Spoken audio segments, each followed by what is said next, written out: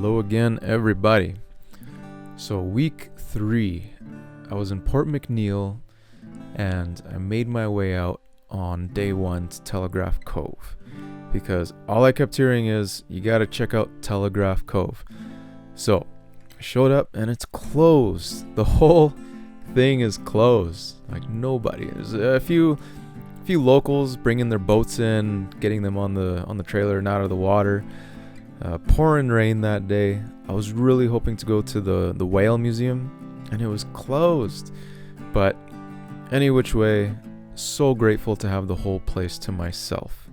Like I was alone. You can see this place is desolate. It's quiet.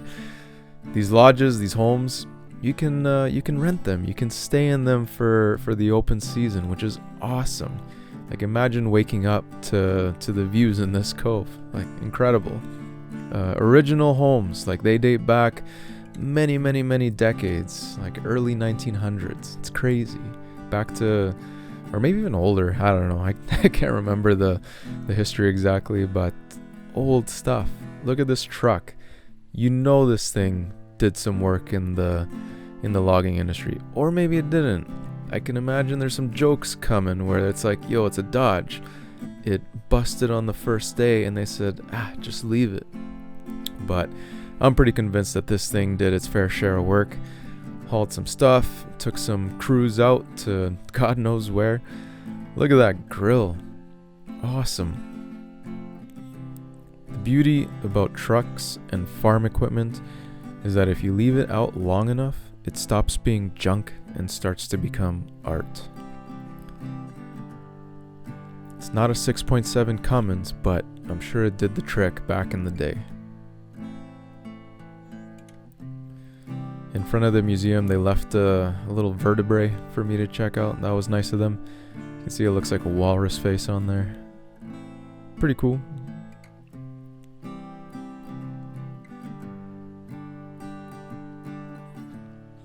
Lots of rain over the days that I was in Port McNeill.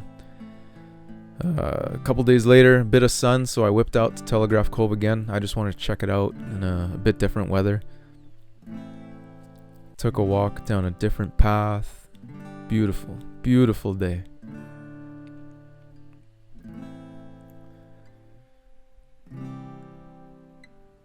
I took a walk down the other side of the cove there, and sure enough, it starts raining.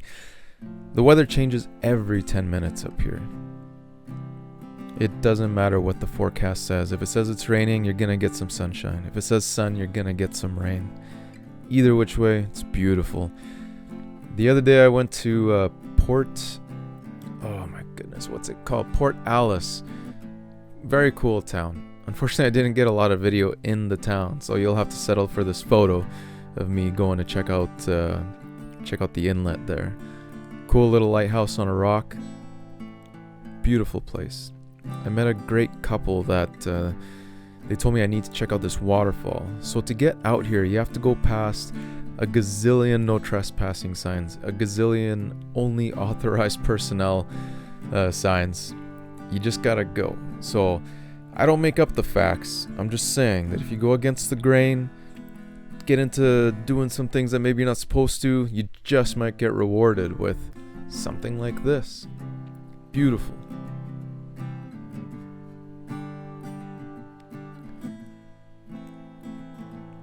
I have a thing. I really like seeing the contrast between like older industrial ugliness and the beauty of nature. It's weird, but I don't know. It's kind of like any kind of contrast, light and dark, shadows, texture, and smooth surfaces. There's a beauty in it, and I find with industrial and nature, there's a beauty in that as well. I'm not saying that I enjoy what humans have done to the world, but you know, it has an appeal, an artistic appeal anyway. Another place they told me to check out was Spruce Bay, and that's where this is. Huge tree trunk just rotting on the beach there. Lots of gravel roads. Definitely got my two-tone paint done.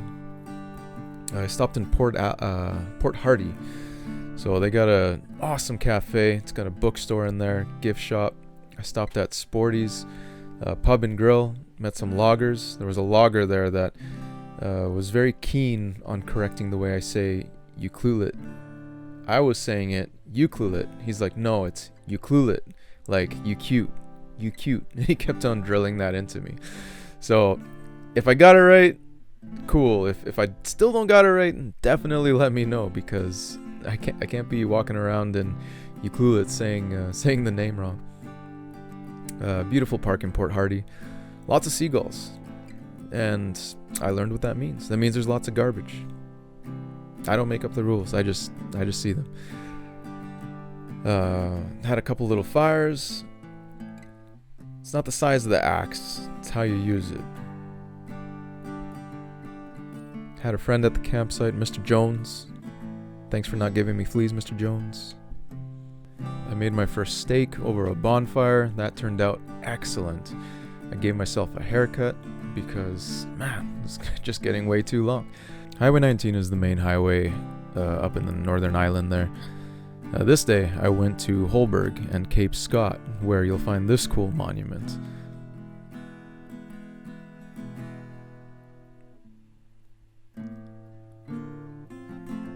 Friendly reminder to all travelers to be prepared. Prepare for the worst. And good reminder, because that road sucks. Like, I mean, it's not that bad. I've definitely been on worse, but if I wasn't in a truck, I wouldn't want to take it. I'll tell you that right now. And trucks is pretty much the only thing I saw on that trail.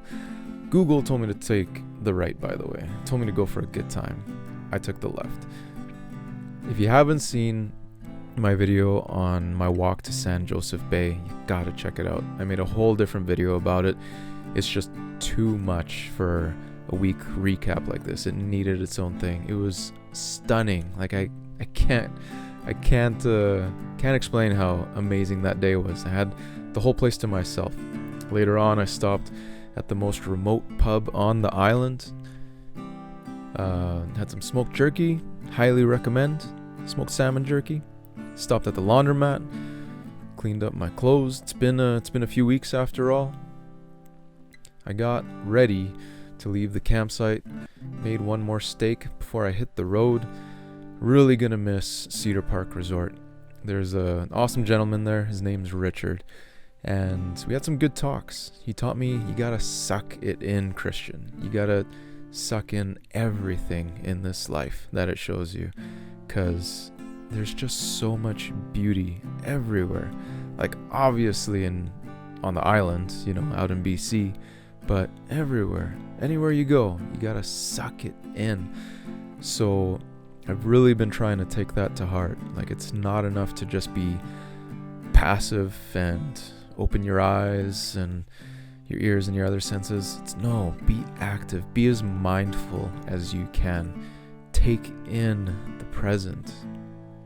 And I have been, and it's been amazing. I've noticed that time definitely slows down when you stop to smell the roses.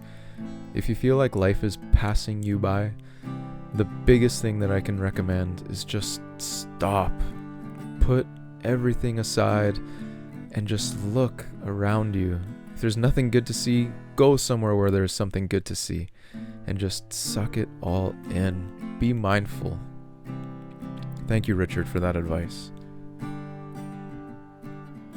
This place is called Wally Creek. It's a quick stop on the side of the highway.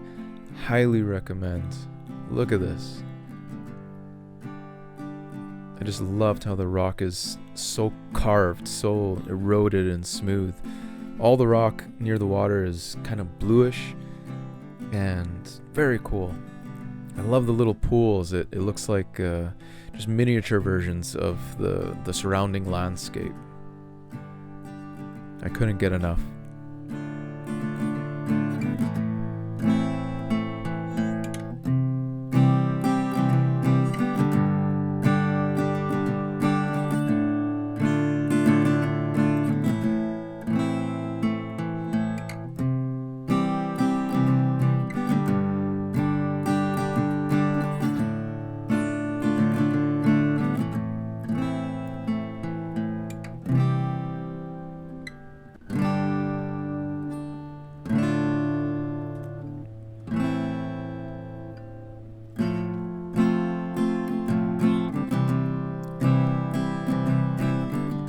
So then I got back on the highway to continue my way to Ucluelet, and just more sights. There's always more sights. To the right of me is Kennedy Lake.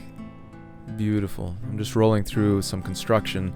This construction closes the highway 2 times a day. The big window that I was trying to miss was 11 to 3 p.m. So I'm now staying at Wild Pacific Park. Beautiful campsite right beside a cove. And first thing I did, thanks to the recommendation of Chelsea from Cedar Park Resort, is to go for a walk down to the lighthouse.